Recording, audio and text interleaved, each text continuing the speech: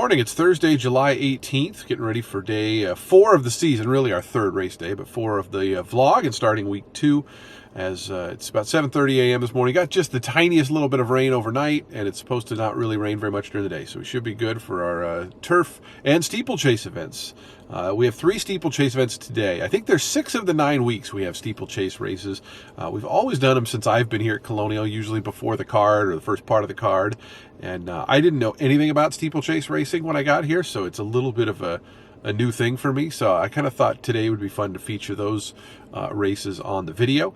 But first, I'm going to go ahead and get my workout and go to the gym. So when I got here to Virginia, my rental is awesome, but they told me, the bed is brand new. You're the first person to sleep in the bed. I was like, okay, great. And it was very firm. And I have a memory foam mattress at home. And all of a sudden, like day 3 or 4 of being here, like my back was hurting bad. Like all last week, it was terrible, and it just wasn't getting better.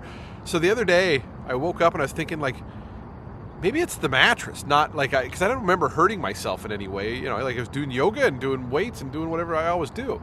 So I went and bought like a 3-inch memory foam pad because my bed at home is very soft, and I'm a side sleeper, which I guess is you want a softer mattress. And within like 12 hours after sleeping, like my back feels perfectly normal. Like it's a little tight still in the upper part, but like not that would hinder me from doing anything. So let's get our workout in and we'll head to the race.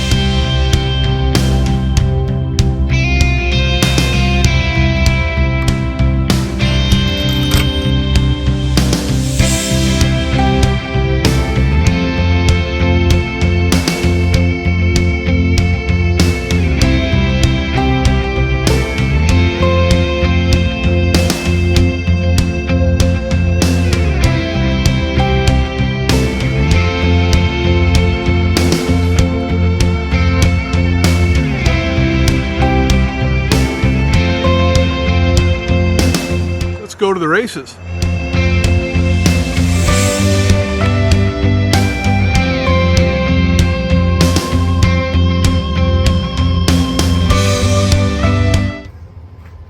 So here at the on gap on the back stretch, and I wanted to walk over and take a look at the jumps. You can see kind of what they look like from up close.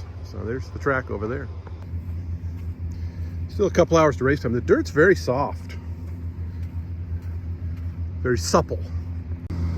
So that's the 6.5 pole for the dirt. The bigger poles are on the outside. This is the 5.5 for the turf,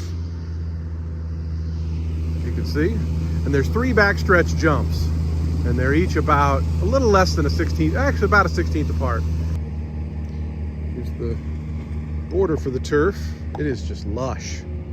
It's a little thinner down there, so they keep it thicker, I guess, where the jump races are. You can see the fences there, probably 4 feet tall, 3.5 feet tall. All right, so I just talked to a trainer who was kind of giving me the lowdown on these. The pad, there's a little metal railing behind the pad, and that's what they're really jumping over, because the top foot or 2 here, as you can see, is just this brush, and it's kind of a plastic grass. So they're really only jumping over 2.5 feet, even though it looks like 3.5 or 4. And then they go on to jump 2 and 3 on the back stretch, and then there's 2 on the front stretch as well. But if you come up close, you hear their feet actually hit the bristles, and so you'll hear the little kind of sound.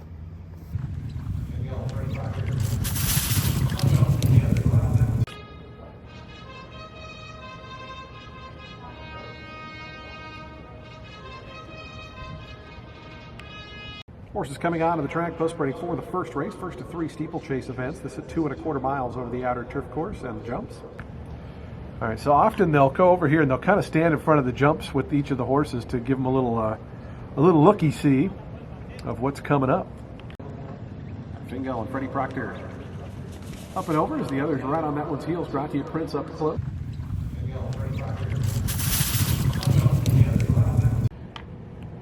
Ready for jump 2. One of my favorite things about the steeplechase horses, they always show up in the right silks.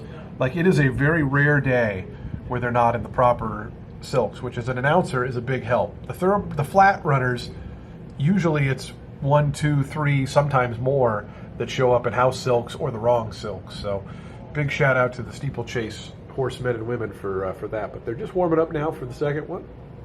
Exuma still clear. I like Exuma going to win it.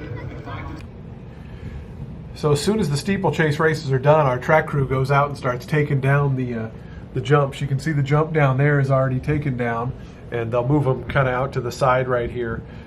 Usually we'll always run a dirt race after the jumps, so that way they have a little extra time to get everything ready and moved. Here comes Chitara right there, former stakes winner here. And so plugging away through here, we're coming up on race 7, which means we're halfway through the day. Still 6 more thoroughbred events left to go, but chugging along here. Bit of a weird day, just like a lot of confusing stuff going on, and so just been busy. A lot of on my phone and doing other stuff before races. So I'm getting ready to hop on with Caitlin. I usually do 5 or 6 of the races on a given day where I'll come on in the paddock and just give a pick or an observation on the board or something like that. So, yeah. Nippy Fitz goes in there in the gate. And the race is on. Good start in the center. Holy Alimony out first. Goes right to the front. Bourbon Straight. Bourbon Straight. Holy Alimony. Hallelujah Harry late on the outside. Sweet Travels in front with 50 yards to go. Hallelujah Harry up to second. Sweet Travels to win it nicely. 2.5, 3 in the end. It does look like a storm is coming. So they said we are going to get some rain. Hopefully it's not too much. So the rain is coming. It hasn't rained much, but we have lightning in the area, so we are going to have a little bit of a weather delay here before the 8th race. As I mentioned the other day when we had the rain cancellation, one of the tough parts here for me personally calling is when it starts getting a lot of humidity there, the windows just fog up and get tough to see. So usually I'll open the window and try to stick my head out if I can, or just go to the TV for when they're on the far turn. So just another day here in Virginia. The fog. Not bad down there. So we're heading back to the gate. We had a little lightning delay there, about 15-20 minutes. But it's still raining a little bit, but not much. But again, my window's still fogged up. So we're opening up the window. We're going to try to hang out as far as we can for the upcoming 8th. They're in the gate.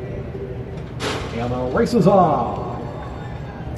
Country Economics in the black colors goes right out to the front at once. Sea Race is going to chase that one in the early going. Those two quickly open up 2.5 on Zeno in the yellow, who moves up into third. So long left to go. Country Economics. Where's Charlie and Zeno trying to come after the new leader? Here comes Where's Charlie down the outside. Country Economics zigzagging a little bit there, but Where's Charlie overhauling that one. Country Economics back to second. Zeno third.